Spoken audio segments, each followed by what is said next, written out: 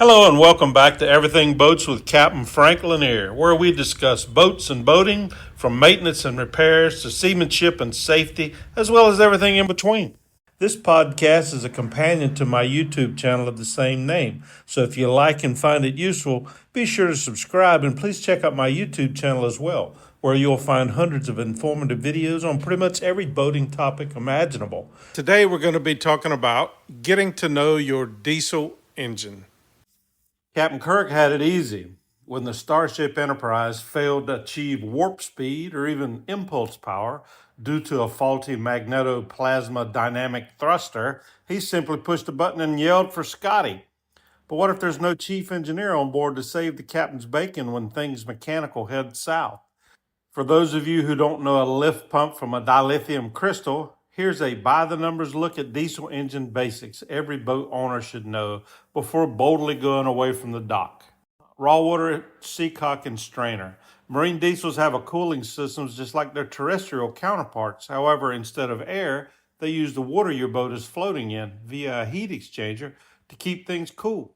The seacock is simply an on and off valve located at the through hull fitting that lets you provide raw water, in other words, the water your boat is floating in, to the cooling system, or shut it off when the engine is not in use or in the event of a problem, such as a ruptured hose.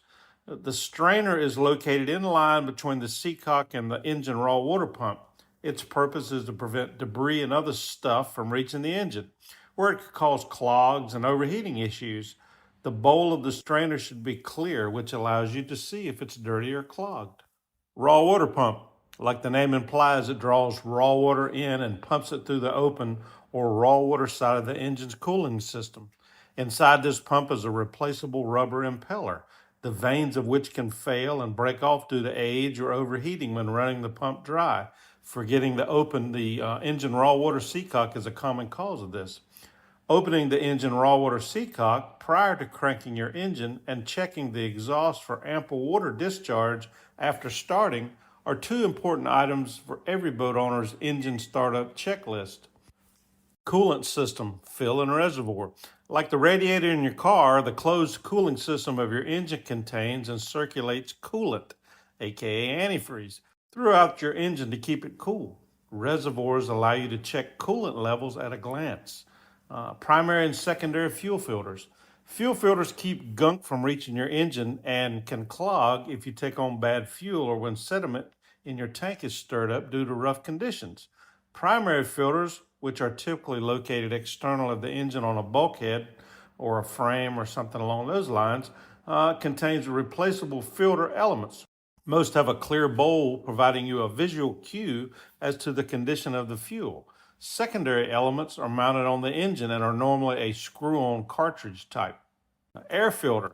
A diesel engine needs two things at a minimum to run: clean fuel and clean air.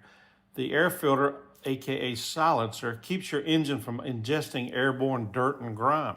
A clogged air filter means loss of clean air for combustion, which can lead to any number of problems, from sputtering and loss of power to engine stoppage. Battery and primary battery switch. You need power to start your engine, and that comes from the starting battery.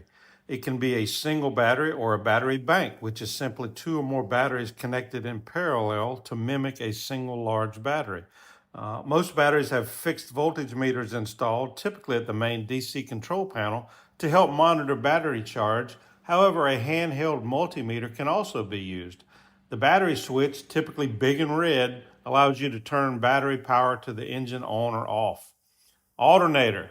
The power you need to start your engine comes from the battery, but it's the alternator that keeps the batteries fully charged and ready. Alternators are powered by the engine via a pulley and belt system. Newer engines may use a serpentine belt rather than the old V-belt found on your grandpa's 53 Buick. If the belt fails, the alternator stops charging the batteries, which in turn will eventually discharge and fail to start the engine.